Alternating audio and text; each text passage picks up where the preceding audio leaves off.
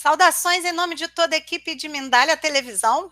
Meu nome é Kátia Carvalho e quero te dar as boas-vindas a Mindália ao vivo, onde milhares de pessoas em todo o mundo assistem todos os dias às conferências e entrevistas de Mindália.com.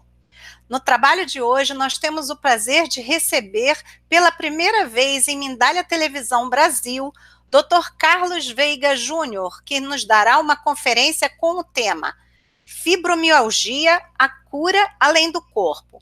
Nosso convidado é médico, atuando há 28 anos como cirurgião ortopedista, especializado em joelho. É membro da Sociedade Brasileira de Ortopedia e Traumatologia, pós-graduado em Bioneuroemoção pelo Instituto Henrique Corbera, em Barcelona, na Catalunha. Especialista em gerenciamento bioemocional, aprende e ensina um curso em milagres, o SEM, e a forma de aplicar estes profundos ensinamentos metafísicos na nossa vida diária. Acredita que deve se transformar um indivíduo antes de transformar o mundo. Como acompanhante em gerenciamento bioemocional, tem tido a oportunidade de ver muitas pessoas que se curam de graves enfermidades e transtornos emocionais, tomando consciência dos programas ocultos que estão gerenciando a sua biologia.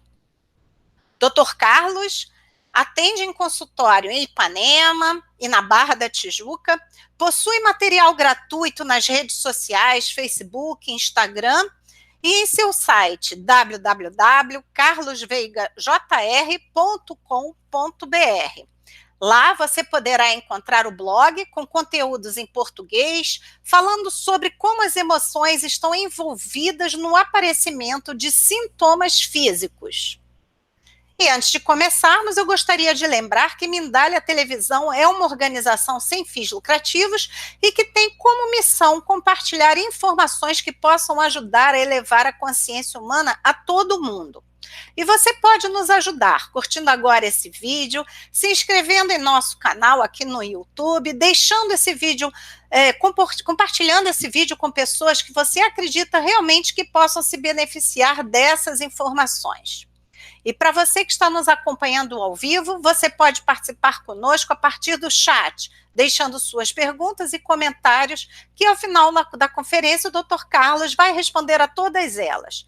Para isso, escreva a primeira palavra pergunta com letras maiúsculas e em seguida escreva o país ou a cidade de onde você está falando.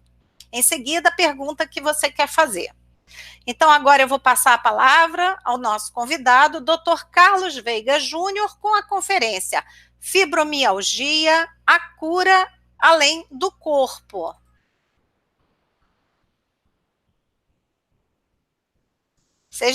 Olá, Dr. Carlos, seja bem-vindo à Mindália Televisão. Olá, Kátia. Eu agradeço muito, dou boa noite a todos os nossos espectadores, né? Dou o meu agradecimento à Mindália Televisão Brasil e principalmente a você, que é responsável pela minha presença aqui hoje, foi você que me convidou.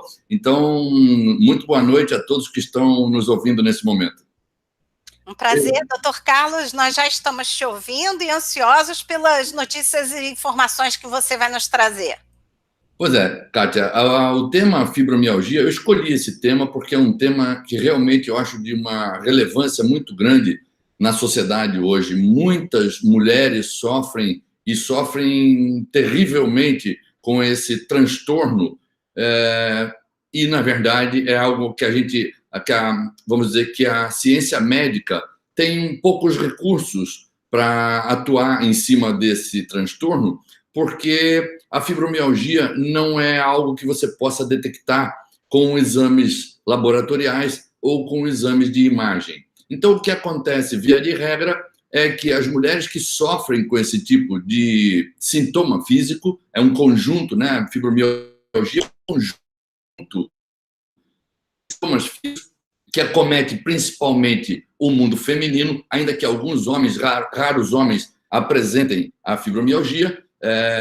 Isso pode acontecer quando um homem também tem a gente chama isso de polarização feminina, né? Quando o homem isso não tem nada a ver com a sexualidade, mas tem a ver com um comportamento, vamos dizer, mais voltado para dentro de casa, um homem que gosta de ficar em casa, gosta de cozinhar, ou seja, é uma polarização no feminino. Esses homens podem apresentar esse sintoma. E a fibromialgia não pode ser detectada com exames. Então, o que acontece na maioria das vezes é que as mulheres que passam por esse dissabor, vamos dizer assim, acabam sendo mal interpretadas, porque os médicos fazem pouco caso, dizem que é coisa psicológica e que deve se tratar com um psiquiatra, ou enfim, essas mulheres acabam se sentindo rejeitadas, até não só pelos médicos, mas muitas vezes pela sociedade. E realmente a fibromialgia acontece quando um sentimento comum das mulheres que sofrem com isso é querer realmente que os demais adivinhem o que é que lhes dói e o quanto lhes dói. Essa doença aparece quando uma mulher, eu vou falar em mulher, tá? Porque basicamente é do mundo feminino isso. Quando uma mulher vive um grande sofrimento interior, uma sensação de não valer nada, é um vazio existencial, um vazio profundo, é uma carência de afeto, de carinho, de contato físico, principalmente um grande sentimento de incompreensão. E fibromialgia é um nome composto. Então, fibro tem a ver, ou faz referência ao nosso tecido fibroso, né? São os tendões e ligamentos. É a fibra, né? Nossa fibra, nossos laços familiares, as fibras que nos unem, né? Podemos chamar assim. É uma preocupação com as fibras que unem a família. As mulheres que sofrem com fibromialgia, elas têm uma atadura familiar muito grande. Elas estão ligadas ao sentimento familiar de uma forma muito intensa. A mio, né? Já falamos de fibro, agora vamos falar de mio. Mio, em medicina, mio quer dizer músculo, né? Nesse caso, faz referência à nossa sustentação. Os músculos são a nossa força, o nosso poder de lutar. Então, essa questão muscular está estreitamente relacionada com uma noção de força ou de falta de força, né? E os músculos, nossos músculos, são as unidades que nos dão potência. Então, a mulher pode estar se sentindo impotente frente a uma situação familiar. E, para terminar, a algia. Algia faz referência à dor. Álgico, né? Em medicina, a algia ou álgico faz referência a algo que dói. E, nesse caso, é uma dor emocional que a pessoa sente por não se sentir capaz de desenvolver ou de conseguir solucionar os problemas familiares. Essa dor emocional acaba se repercutindo em um sintoma físico. Eu, hoje mesmo, atendi uma cliente, é uma história bem interessante contar para vocês hoje, porque eu acabei de atender, tem 2 horas que atendi essa cliente, e a história dessa cliente era que aos 13 anos, veja, um amigo dela, brincando com uma arma, atira na cabeça do pai dela, e ela vê o pai morrer. E nesse momento em que ela vê o pai morrer, ela ouve um pensamento. E esse pensamento era: agora eu tenho que cuidar da minha mãe e da minha irmã mais nova. E o que acontece é que essa mulher desenvolve, então, esse sentimento de que ela passa a ser a cabeça do clã. Ela passa a se ocupar de sustentar a família. E o que acontece é que, normalmente, as mulheres que se dedicam a fazer isso, normalmente o fazem, mas sem o desejo de fazer. No caso dessa cliente de hoje, de fato, ela se sentia muito atrapalhada pela família, no sentido de que ela tem que trabalhar, levar o dinheiro para a casa da mãe, para sustentar a irmã e os seus sobrinhos. A irmã casou 2 vezes, teve 2 filhos, com 2 homens diferentes, e vive na casa da mãe. E ela, então, quando eu perguntei a ela se ela queria fazer isso, ela me disse, obviamente, que não, porque ela teve um marido, se separou há 4 anos, ela passou dos 30 aos 40 sozinha, cuidando da mãe. E aos 40, arranjou um marido, esse relacionamento durou 2 anos, terminou, e hoje ela continua só. E a história é que uma coisa que me chamou muito a atenção é que ela trazia uma tatuagem aqui no antebraço escrito pai. Ou seja, ela incorporou a função paterna da família, e isso atrapalha demais a vida dela, porque ela não pode desfrutar dos recursos que ela ganha, ela é jornalista, ela não pode desfrutar do valor dos recursos que ela ganha, dos seus honorários, porque boa parte disso ela tem que colocar na casa da mãe para sustentar a mãe e sustentar a irmã e os sobrinhos. E, obviamente, isso atrapalha muito a vida dela. Então, mas ela não consegue sair de perto da mãe, porque ela tem esse sentimento, se sente culpada e se apoia na... Ela faz pelos demais esperando uma retribuição. As mulheres que sofrem com fibromialgia deveriam se atentar muito para esse fato, que é, normalmente, fazer pelo outro, querendo que o outro te queira como você gostaria que ele te quisesse. E isso é uma... Nós sabemos que isso não acontece, as pessoas não mudam. Ninguém vai te querer como você gostaria que te quisesse. As pessoas te querem como elas te querem e não como você gostaria que elas te quisessem. Então, as mulheres sofrem muito com isso. E a fibromialgia é um diagnóstico muito controverso. Há alguns autores que afirmam que ela não deveria ser considerada como uma enfermidade, entre outras razões, pelaquilo que eu disse, porque não aparece nada nos exames físicos, né? Então, é um conjunto de sinais e sintomas que pode aparecer como transtornos do sono, transtornos músculo-esqueléticos, fadiga extrema. Essa cliente que eu atendi hoje, eu disse, o que é que você sente? Ela disse, eu disse um cansaço extremo. E eu expliquei para ela que esse cansaço extremo era uma solução do inconsciente dela para que ela não saísse a fazer o que ela não deseja fazer. Então, ela hoje poderia, se ela não estivesse ocupada em cuidar da mãe, da irmã e dos sobrinhos, e ela me disse, inclusive, que cuida de um tio, ou seja, ela me disse, eu cuido da família inteira.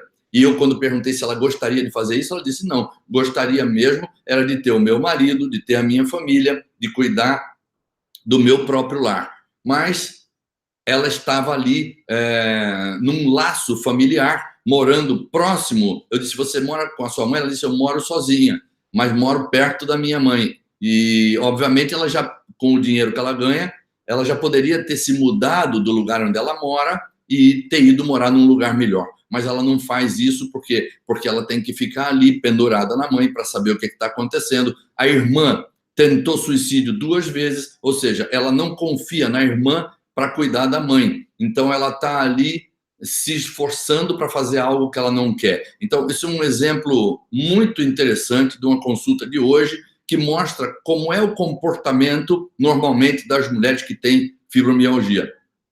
Uma das coisas que se acredita em relação à fibromialgia é que existe uma função anormal do sistema nervoso, porque há evidências de aumento de sensibilidade à dor. Mas isso também não acontece. Porque quando uma pessoa se cura da fibromialgia, ela volta a ser exatamente como era antes dos sintomas. Então, não há nenhuma degeneração do sistema nervoso. As mulheres que se curam, e se curam quando tomam consciência do que é que está atrapalhando a vida delas, o sistema nervoso delas está intacto. Ou seja, as mulheres que estão me ouvindo nesse momento, que sofrem com esse mal, que saibam que não estão degenerando nada no sistema nervoso. Quando tomarem consciência e mudarem sua atitude, sua forma de perceber, sua forma de interpretar, poderão se curar 100%, sem deixar nenhuma sequela.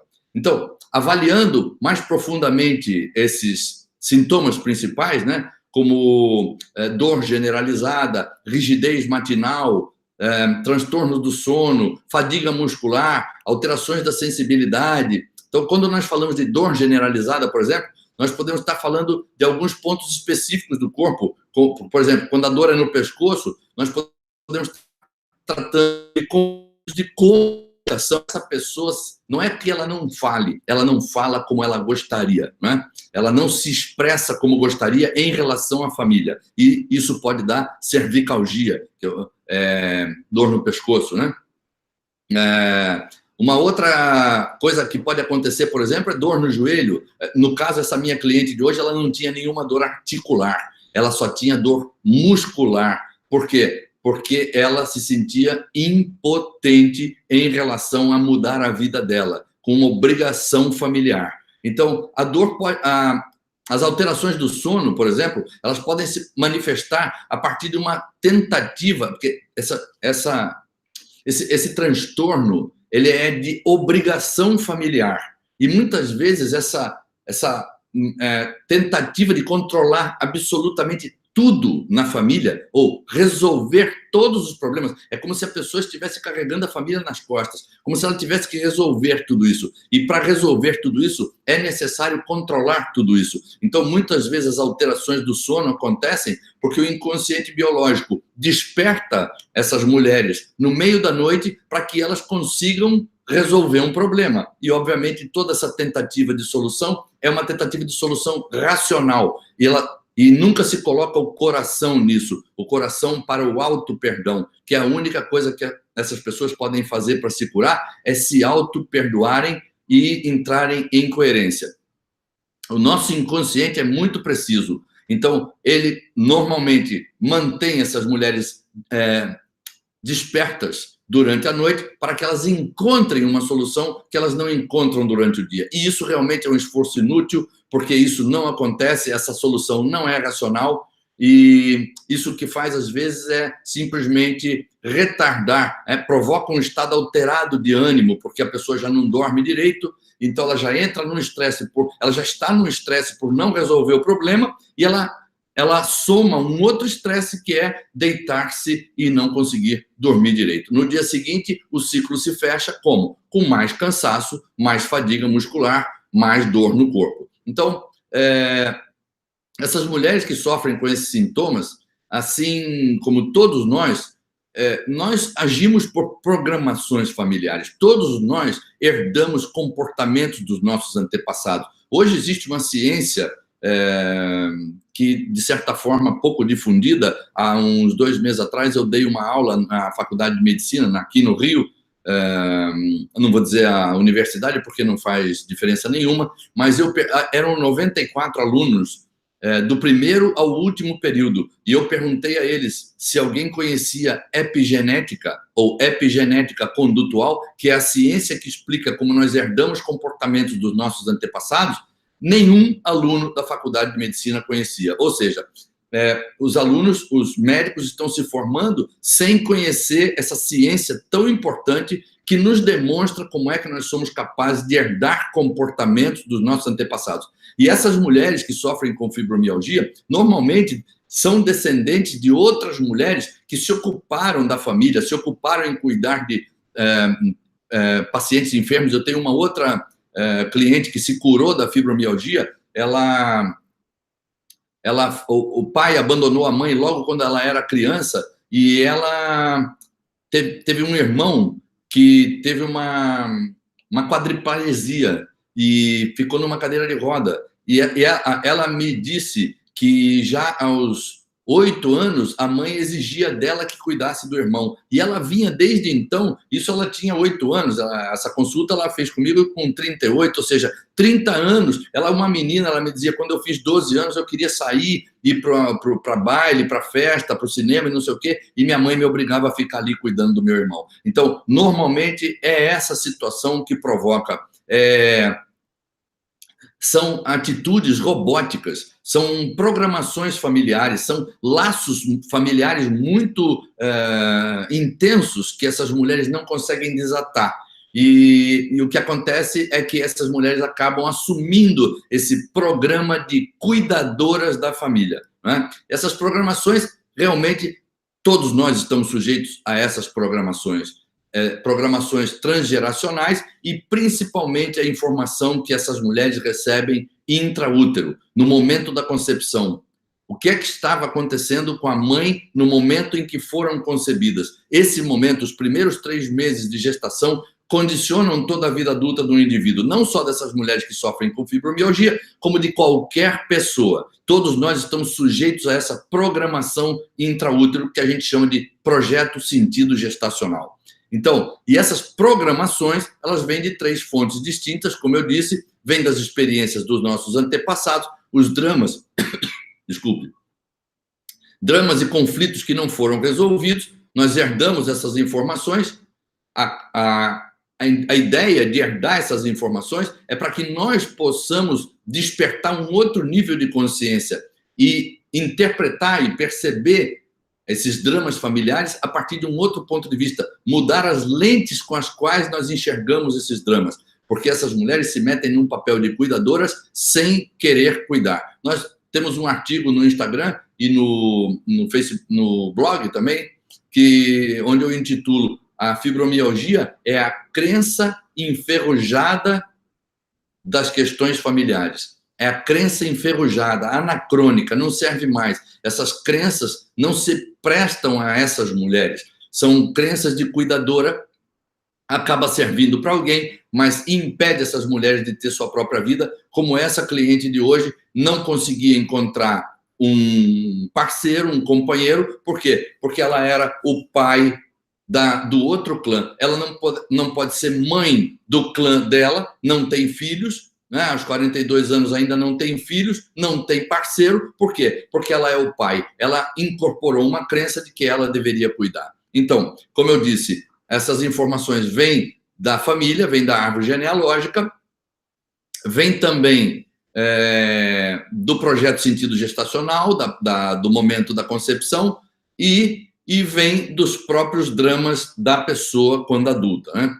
E a fibromialgia, ela mais ou menos, estatisticamente, ela está presente em mais ou menos 4% das mulheres entre 20 e 50 anos. Claro que pode acontecer um pouco antes, pode acontecer um pouco depois, mas essas mulheres possuem um denominador comum. Elas sentem que ninguém lhes dá crédito.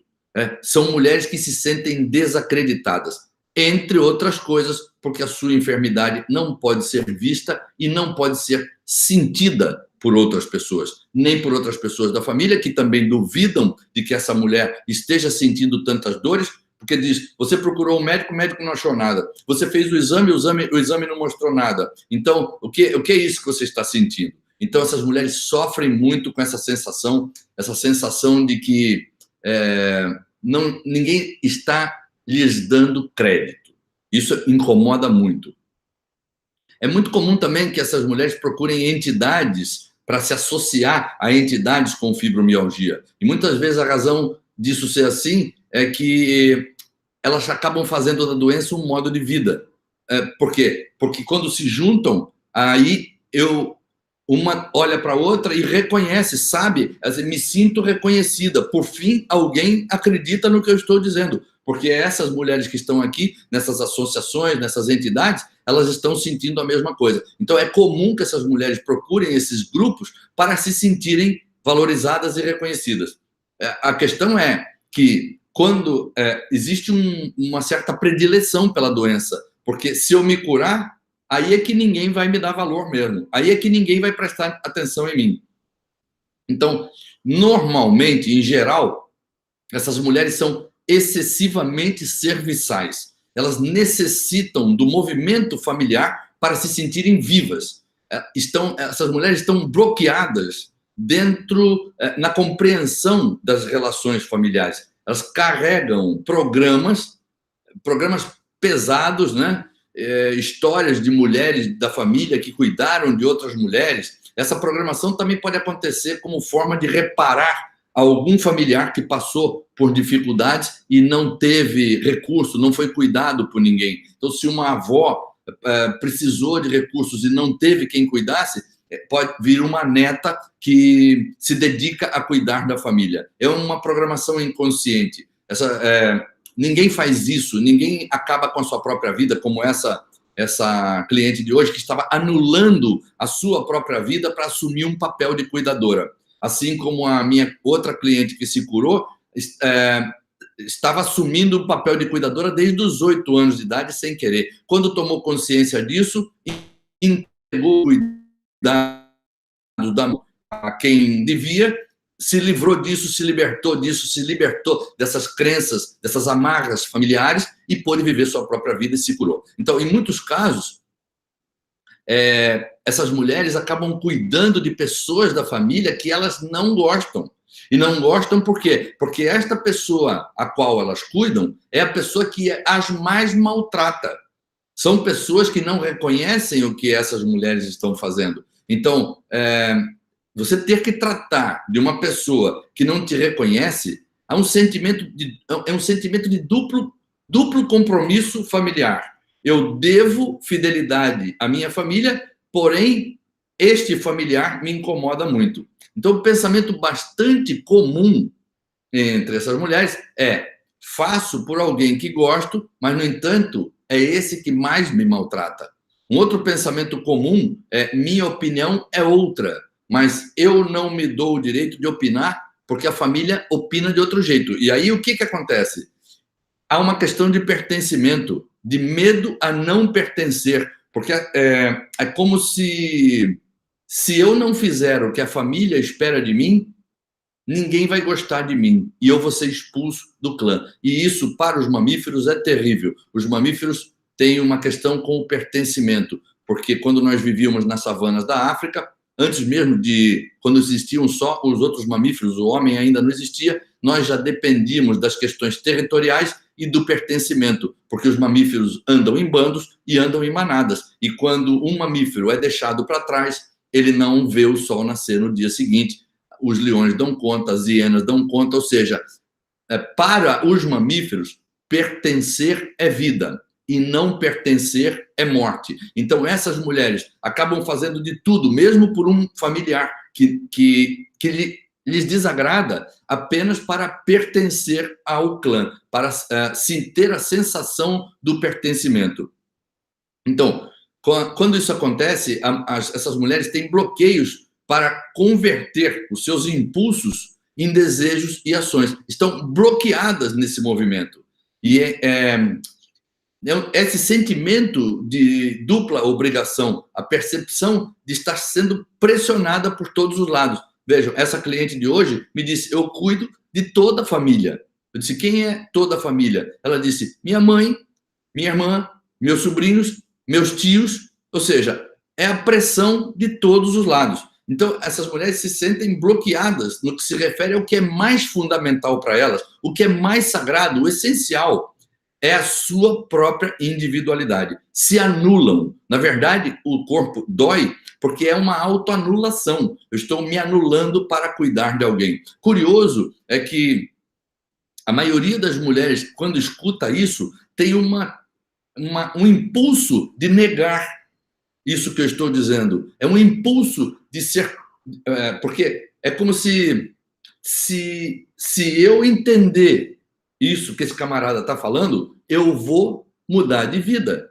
E mudar de vida é uma coisa que me dá muito medo. Então, o medo até de entrar em contato com esse conhecimento, porque a partir do momento que você recebe essa informação, a partir desse momento, você só continua sendo a vítima se quiser. Porque esse é um trunfo, é um recurso para ir avante, ir além, perceber de outra maneira e cuidar da própria vida sem culpa, porque essas mulheres estão envolvidas na culpa. Então, elas, às vezes, têm o ímpeto de dizer não vou cuidar mais, mas a culpa é tão grande, a culpa é maior do que o ímpeto de não cuidar, e elas continuam ali, presas naquela teia que elas mesmas criaram, presas em grades ilusórias de pertencimento familiar, quando isso é apenas um drama da consciência. Essas coisas não...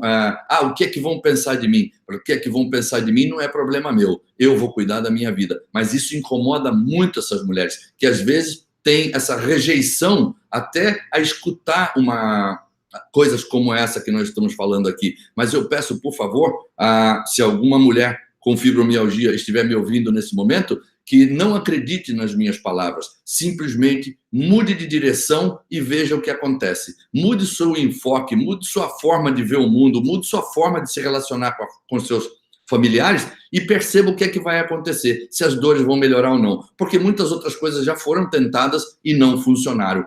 Remédios e remédios, as mulheres se dopam com analgésicos muito potentes, anti-inflamatórios, corticosteroides, enfim, se enchem de drogas e a coisa não funciona. Então, não por acreditar em mim, mas por ter uma nova luz, uma nova referência, que essas mulheres possam se libertar, se libertando da culpa, e libertando o outro, libertando os familiares, porque no fundo, isso é um desejo de que alguém me queira como eu gostaria que me quisesse. E as pessoas não vão me querer como eu quero. As pessoas têm seus próprios pontos de vista, suas idiosincrasias, cada um vê o mundo da forma como é. Nós não vemos o mundo como ele é, nós vemos o mundo como nós somos. Enfim, na verdade, essas mulheres agem assim por verdadeiros mandatos hipnóticos, né? Essas mulheres cumprem ordens inconscientes. É o inconsciente biológico que está as mantendo presa ali de forma robótica num sentimento muito profundo de pertencimento. Então, essas crenças que essas mulheres carregam, elas funcionam como pesadas malas. Vejam, quando nós vamos viajar e carregamos as nossas malas nunca pesam. Mas se nós tivermos que viajar carregando as nossas malas e as malas dos outros, obviamente nós vamos nos cansar, isso vai nos levar à exaustão, isso vai causar dor muscular, porque nós estamos levando malas alheias. E essas malas alheias, nesse caso, são crenças familiares. E crenças anacrônicas, crenças irracionais, não importa, essas crenças estão agindo, as crenças são o nível mais alto de vibração que nós temos nessa realidade. Então, não é possível sequer pensar em alguma coisa se não houver uma crença por trás disso. As crenças é que estão definindo a nossa realidade. São aquilo que a gente acredita, aquilo que nós acreditamos é que monta o nosso contexto. Sem crenças não é possível montar o contexto, não é possível montar a realidade. Tudo passa pelo filtro das crenças. Então, aqui a minha sugestão para essas mulheres é que coloquem todas as suas crenças em dúvida o máximo possível, pelo menos uma vez. Que não acreditem simplesmente no que estão pensando e dando razão aos seus pensamentos, porque seus pensamentos estão ocorrendo em si mesmos. É assim como eu acredito no que eu penso porque sou eu que penso. Né? E eu estou pensando porque eu carrego uma crença disfuncional. Óbvio que é uma crença disfuncional, não está me ajudando em nada, não está me proporcionando nada, está me proporcionando muito mal-estar. Eu estou prisioneira da minha família, prisioneira das dores, que eu não consigo mais executar minhas tarefas diárias, porque me dói muito, e muitas vezes entregando toda a sua vida, uma vida que poderia ser vivida com um parceiro, uma vida que poderia ser vivida com alegria, com felicidade, entregando toda a sua vida em favor de um empréstimo familiar que elas não querem realizar. Então, enfim, gostaria de saber se tem alguma pergunta, se as pessoas que estão nos ouvindo querem nos fazer alguma pergunta para que eu possa esclarecer mais alguma coisa em relação a isso. Nossa, doutor Carlos, fiquei sem ar. Você falando assim direto, eu estou assim muito impressionada com esse conteúdo que você trouxe. Eu não imaginava que fosse isso. Estava aqui, eu já tinha lido tanta coisa que eu falei assim, gente, eu tenho várias perguntas, eu vou começar, vou dar uma olhadinha aqui no nosso chat. Eu lhe agradeço muito, muito a sua presença. A gente já vai chegando no final dessa conferência. Eu te agradeço a sua intenção de trazer essas informações. Eu gostaria de lembrar que você pode fazer essa sua pergunta colocando no chat o país de onde você fala e a pergunta que quer fazer. Gostaria também de lembrar que Mindalia é uma organização sem fins lucrativos e que tem como objetivo difundir o conhecimento humano, impulsionar a solidariedade a todo o planeta. E se você quiser dar uma conferência em Mindalia Televisão, entre no nosso site em mindaliatelevisão.com e inscreva-se na seção Oferecer uma conferência, que fica no menu superior. Deixa eu dar aqui uma olhada aqui no nosso chat. E vamos falar. Eu gostaria de perguntar uma coisa para o senhor. Antes de entrar na fibromialgia em si, o conteúdo que você me traz me deixa na curiosidade de saber o que dizem os seus pares, os médicos, os ortopedistas, quando você faz essas afirmações sobre a fibromialgia. Você é um ortopedista e você traz umas questões psicológicas, umas dores de alma. Bem, olha só, é muito curiosa, a sua pergunta é muito boa, sabe? Mas veja que coisa interessante. Os ortopedistas, existe uma patologia ortopédica que é comumente conhecida como ombro congelado. Cientificamente se conhece como capsulite adesiva. Veja que coisa curiosa. Você sabe que os ortopedistas, quando vão tratar capsulite adesiva, ou ombro congelado, não sabem o que fazer. E o tratamento é feito com antidepressivos.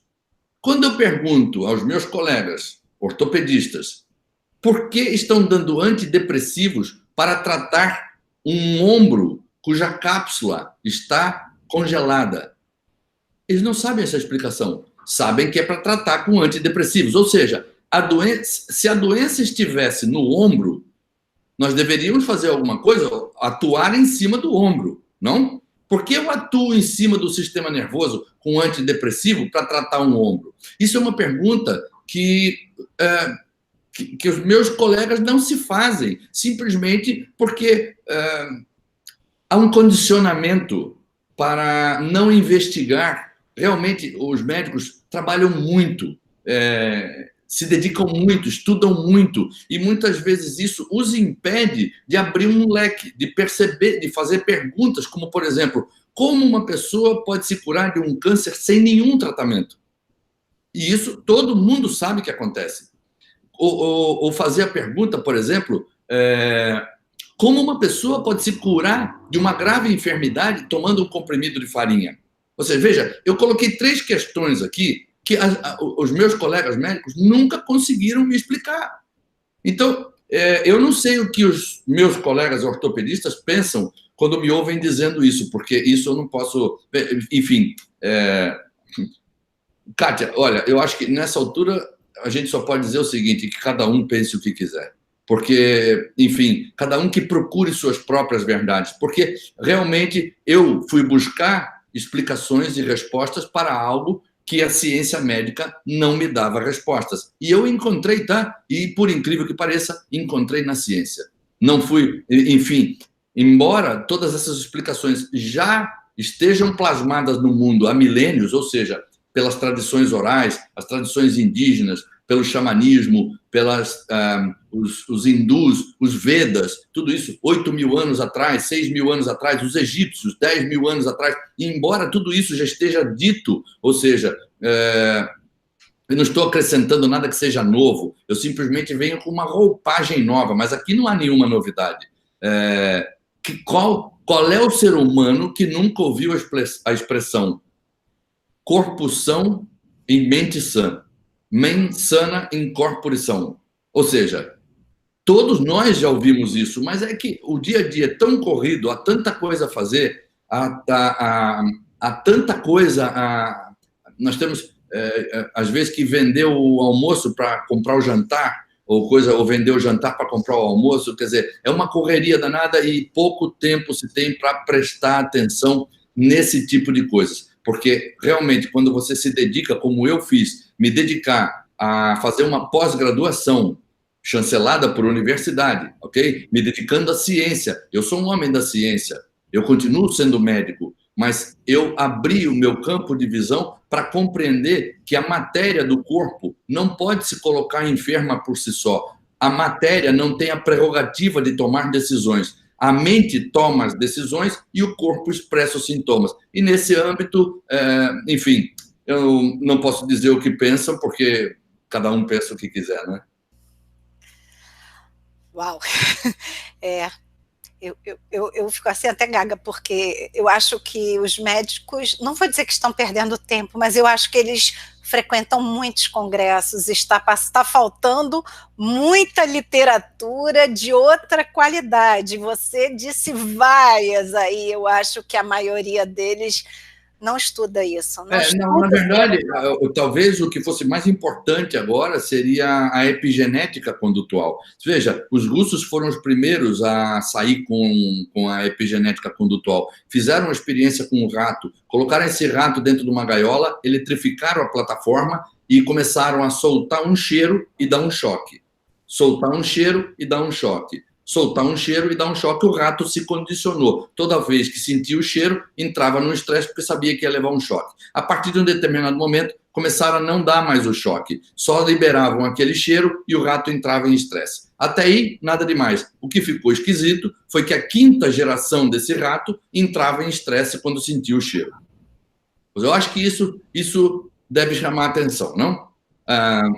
Por exemplo, há um PDF gratuito na internet de uma autora chamada Nessa Carey, Nessa, Nessa, C-A-R-E-Y, Carey, chamado Revolução Epigenética, onde ela demonstra a fome invernal holandesa, onde foi um período de desabastecimento muito intenso que acometeu a Holanda na Segunda Guerra Mundial. E algumas mulheres, esse período de desabastecimento levou 6 meses. Portanto, algumas mulheres comeram no começo da gravidez e outras comeram no final. As mulheres que comeram no começo da gravidez e não comeram no final deram à luz a filhos com baixo peso. E as mulheres que não comeram no começo e comeram no final deram à luz a crianças com peso normal. No entretanto, essas crianças que não tiveram alimento intraútero nos primeiros 3 meses tiveram tendência à obesidade para o resto da vida. Então, isso é uma coisa que os canadenses hoje da Universidade de McGill, Montreal, Canadá, já fizeram mais de 2.000 trabalhos demonstrando o que é a epigenética, como funciona a epigenética. Então, eu acho que assim, é uma questão realmente de que a ciência médica, para os médicos, ela nos faz compartimentalizar um corpo. E os cirurgiões, então eu sou cirurgião de estômago, eu sou cirurgião de joelho, eu sou cirurgião de ombro, eu sou cirurgião de olho, eu sou cirurgião de mão, e nós compartimentalizamos o ser humano. E o ser humano não é feito de pedaços. O ser humano é um inteiro, é indivisível. E a matéria do corpo não pode tomar decisão por si mesma. Não, o corpo é intrínseco à mente. Não é a mente que é intrínseca ao corpo. Então, o nosso corpo funciona como um painel, como um painel do carro. E veja que nós, seres humanos, chegamos ao tal ponto de negligenciar o corpo que quando nós não fazemos isso com o nosso carro. Quando uma luz se acende no painel do nosso carro, a primeira coisa que a gente faz é levar o carro no mecânico e pedir para saber o que é que está acontecendo. Mas com o nosso corpo nós não fazemos isso. Você não chega no mecânico e diz, por favor, entra aqui embaixo do painel e corta essa luz aqui, ou então tira essa lâmpada daqui porque está me incomodando. Mas é exatamente isso que a gente faz com o nosso corpo. Nós vamos ao médico e pedimos, por favor, desliga esse sinal, apaga essa sirene, me livra dessa dor, faz uma cirurgia, tira um pedaço, me livra desse mal. E esse sintoma físico simplesmente está ali para me dar condições de saber que alguma coisa não anda bem na minha mente. E isso... A tendência é que eu venho agora, esse fim de semana, eu tive a honra de participar como palestrante no Congresso Luminarium, que foi um congresso de ciência, consciência e espiritualidade, o primeiro congresso assim no Brasil, e as portas da Academia de Medicina se abriram para esse tipo de compreensão. Lá estava o chefe do setor de cardiologia da Universidade Federal do Rio Grande do Sul, estava o catedrático da Universidade Federal Fluminense falando sobre como o olhar da espiritualidade em relação ao ser humano, ou seja, muitos médicos falando sobre isso. Na Europa, existem milhares de médicos já se dedicando a isso, ou seja, é uma questão realmente de se abrir para um novo paradigma, para entender que o corpo é uma expressão da mente. E quando a mente não se cura, o corpo não pode se curar. Muito bom, é isso mesmo. E me diga, doutor Carlos, dentro da sua especialidade, que eu já não sei mais se a gente vai ficar falando, focando na sua especialidade, como é que... Olha, eu até digo para você não focar na minha especialidade, porque eu sequer atuo como ortopedista. Então pronto, você já está quase... de me dedicar à medicina e me dedico hoje à minha paixão, que é investigar a origem emocional dos nossos conflitos e dos nossos sintomas. Hoje é o que me apaixona, isso é a minha vida hoje. Eu sou apaixonado pelo que eu faço, porque eu tenho satisfação de ter ao meu redor muitos depoimentos de pessoas que se curam quando passam por consultas e até mesmo de pessoas que simplesmente me escutam falar. O meu professor, que é o Henrique Corbera, que é o catalão, lá de Barcelona, ele uma vez recebeu a visita de uma senhora argentina que morava em Tóquio. Essa senhora pegou um avião, voou até Barcelona, pagou uma consulta, entrou no consultório e ele disse: qual é a queixa? Do que é que você vem se consultar? Ela disse: eu não vim me consultar de nada. Eu vim lhe agradecer porque me curei de um câncer vendo um vídeo seu. E ele disse: obviamente não foi o vídeo que te curou, porque muitas pessoas veem o vídeo e não se curam de nada. Quem se curou foi você. Então é isso. Nós fornecemos material e instrução, informação para que as pessoas possam tomar consciência e mudar, trocar as lentes com as quais estão vendo o mundo, olhar o mundo com um olhar inocente. Na verdade, é um ensinamento crístico, ou da mente búdica, né? É um espírito de Buda, que é o dourado caminho do meio, é você aprender a não condenar, a não criticar, a sair da experiência do ataque e entrar na experiência do aprendizado. As mulheres que quiserem se curar realmente dessa enfermidade, ou seja, desse conjunto de sinais e sintomas que se denomina fibromialgia, podem realmente usar esse poderoso recurso de realmente fazer só o que quer, dizer sim quando quer dizer sim, dizer não quando quer dizer não, ir quando quer ir e ficar quando quer ficar. Isso se chama coerência, coerência emocional. Não é possível curar um corpo quando existe incoerência emocional, porque isso é mentir para si mesmo. E quando eu minto para mim mesmo, meu inconsciente reconhece isso como um autoataque e me dá um sinal, me dá um sintoma físico. Talvez numa tentativa, talvez não, com certeza numa tentativa de que eu possa reverter isso, de alguma maneira, me dando um sinal de alerta. Doutor Carlos, vamos lá. Dentro, então, não mais na sua especialidade, de que forma é feito o seu acompanhamento com seus pacientes, né? Que você falou que já até não está mais trabalhando diretamente como ortopedista, mas qual é? É uma terapia? Como é que você faz esse trabalho? Não, essa sua pergunta é muito boa, tá? O método que a gente usa é um método humanista, um método que faz com que qualquer terapia funcione de forma mais adequada. Quando você descobre qual é a origem emocional daquilo que te incomoda, qualquer terapia vai funcionar de forma mais rápida e mais eficiente. Não importa que tipo de terapia é. Nosso método não é um método terapêutico, é um método de investigação da origem emocional, do seu sintoma físico ou do seu conflito interpessoal.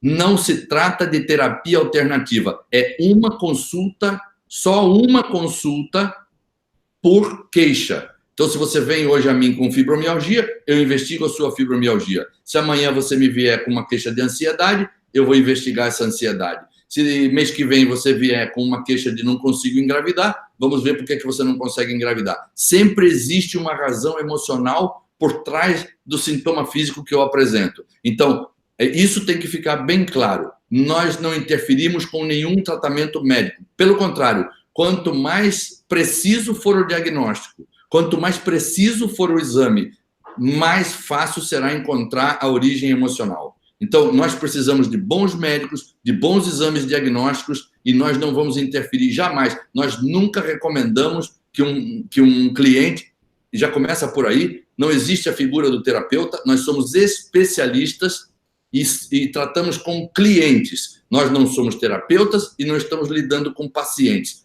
é um método que investiga, como se eu fosse um detetive. Só que eu tenho um conjunto de técnicas, e é bom que se diga que esse conjunto de técnicas vai ao revés da psicanálise. Nós não permitimos, na consulta, que o nosso cliente nos conte sua história. E, aliás, nem permitimos que ninguém nos conte a história desse cliente. Por quê? Porque quanto menos eu souber da história do meu cliente, mais fácil eu vou encontrar a história que ele não conhece. Então, eu peço, quando começa uma consulta, eu peço, a pessoa tem um ímpeto de falar, principalmente as pessoas que estão muito formatadas dentro da psicanálise, tem o ímpeto de falar, e eu peço, por favor, não fale nada, não meta o seu mapa mental em mim, porque o seu mapa mental não é o território, e eu vou acabar contaminando o meu inconsciente e vou ter mais dificuldade de encontrar o caminho. Eu estou vendo de fora, e através de um olhar biológico, porque o nosso olhar é biológico, o que o método traz de fantástico é isso.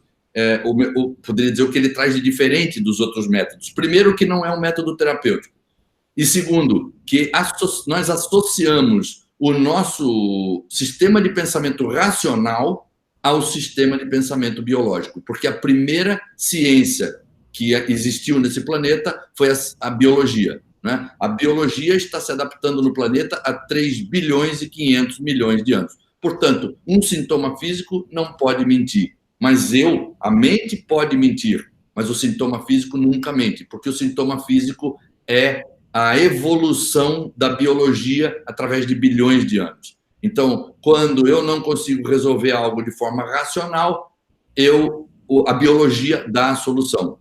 Isso é muito importante, deixar claro que nós não interferimos, nós nunca sugerimos a um cliente que faça tal tratamento ou que abandone tal tratamento. Jamais. Nosso método é integrativo, é um método que faz com que qualquer terapia, seja ela florais de Bach, reiki, quimioterapia, acupuntura, fisioterapia, sei lá, osteopatia, radioterapia, não importa, alopatia, homeopatia, não importa.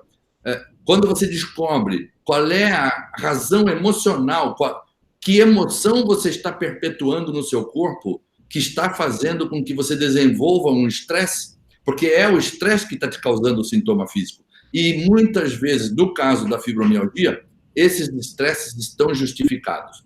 Essas mulheres que sofrem com fibromialgia têm justificativa para qualquer coisa. Elas vão justificar tudo. E isso causa estresse de baixa intensidade. Quando o estresse é de baixa intensidade, porque ele já está justificado, ele se torna um veneno que você já não sabe mais. Na verdade, é como se o fel tivesse se tornado mel. Aquilo que me incomoda passou a se tornar doce para mim. E aí, como isso já está justificado, eu não consigo encontrar a solução. Doutor Carlos, antes de me preparar aqui para essa conferência, eu li bastante coisas, inclusive o seu e-book está muito bem escrito, muito claro, mas li também material dos outros, né, para não ficar só viciada nas suas palavras, né, o jornalista vai buscando fontes, né. Eu encontrei repetidas vezes algumas informações que dão conta que a fibromialgia é muito recorrente em pessoas de uma mesma família, o que poderia ser um indicador de que existe alguma mutação genética capaz de causar essa síndrome. O que você acha sobre isso? Bom, na verdade, eu já respondi a sua pergunta anteriormente, mas agora eu vou deixar um pouco mais claro isso, tá? Entre outras coisas, o que nós herdamos é o comportamento. E quando você encontra numa mesma família algumas mulheres com fibromialgia, por favor, que essas mulheres comecem a ver que estão repetindo um padrão. Exatamente, repetição. Tá certo. Tá certo. Minha avó cuidou, minha mãe cuidou, eu estou cuidando. Ou então, minha avó cuidou, minha mãe precisou de cuidados e não teve, eu estou cuidando. Reparem o padrão que se repete na família. Perfeito, exatamente isso. Uma outra informação que eu encontrei é de que é verdade que uma pessoa que possui artrite reumatoide ou lúpus poderá desenvolver a fibromialgia? Não, eu não acredito nisso. Pessoalmente, não acredito nisso. Fibromialgia é uma coisa, lúpus é outra e artrite reumatoide é outra. São conflitos diferentes. Uma coisa eles têm em comum: a emoção raiva.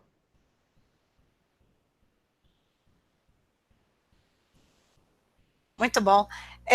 Existe algum outro tipo de doença ou síndrome de origem emocional tão limitante como a fibromialgia? Algum outro tipo de queixa que as mulheres trazem, os homens trazem? Tem muitas outras enfermidades, sintomas físicos extremamente limitantes, esclerose múltipla, esclerose lateral amiotrófica, são conflitos extremamente graves, até muito mais graves do que a fibromialgia. E a origem é emocional. Parkinson,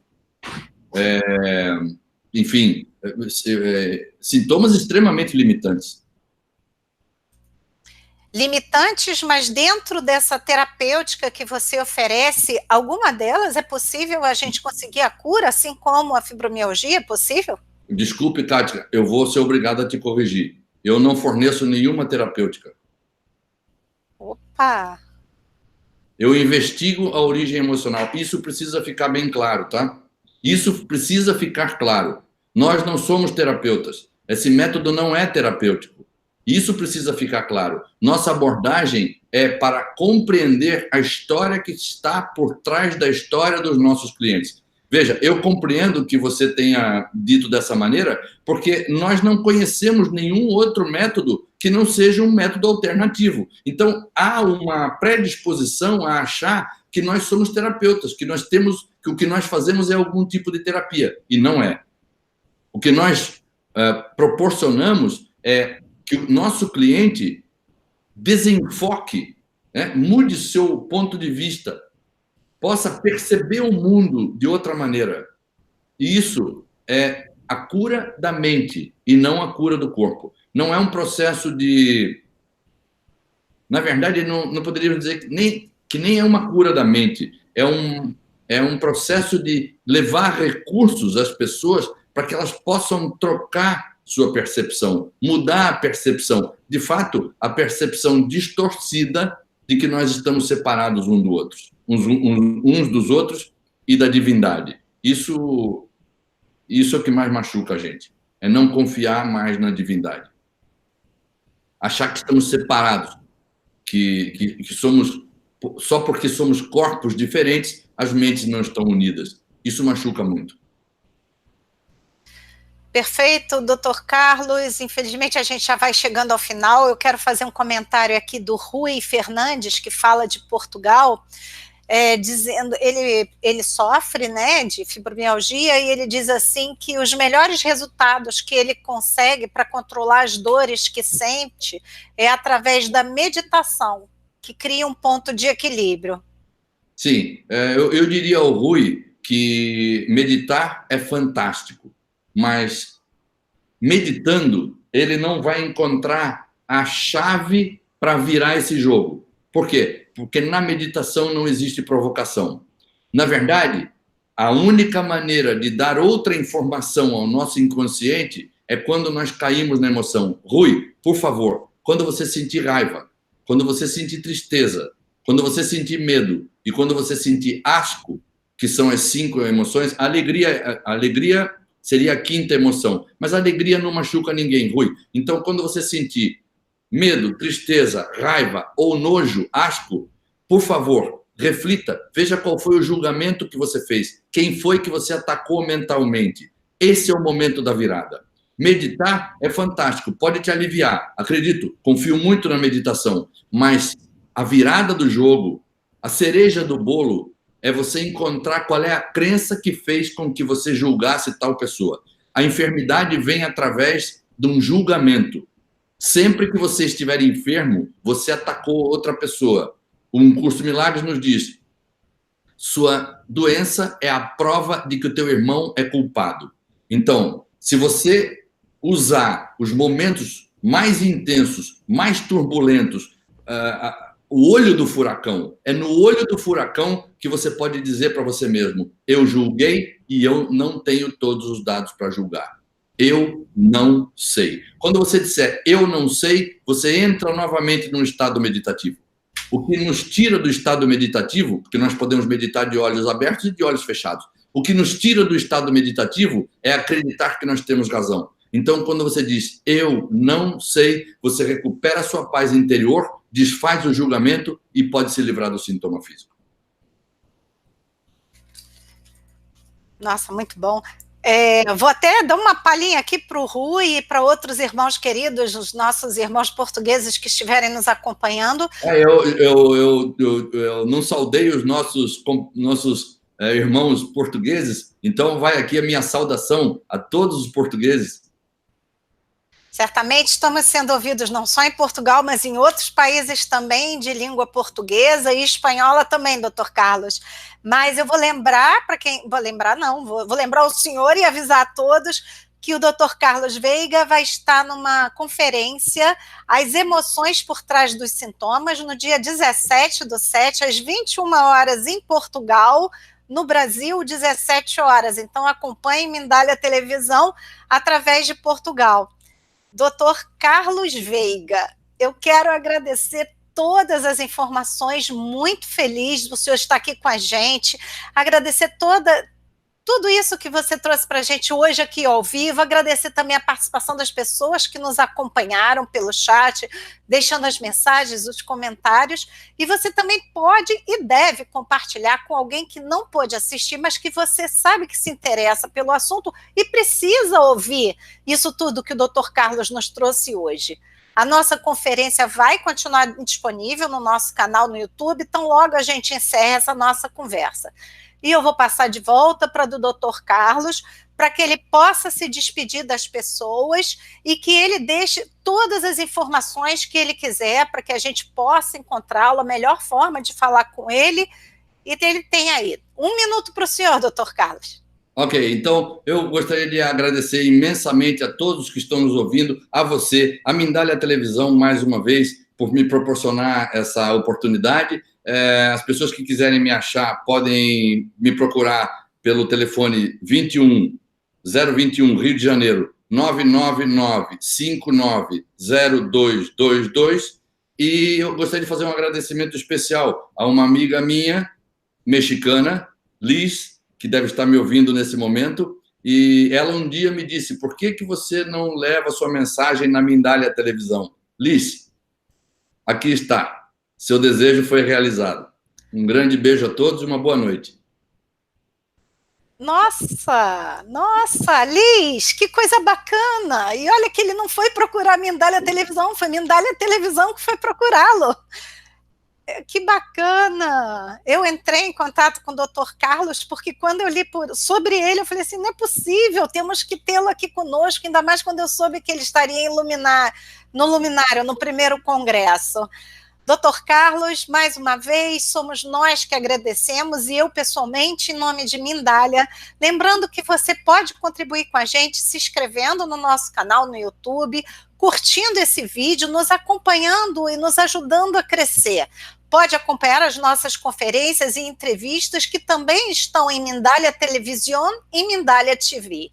É isso, gente. Eu, de minha parte, me despeço de todos vocês e até a próxima conferência.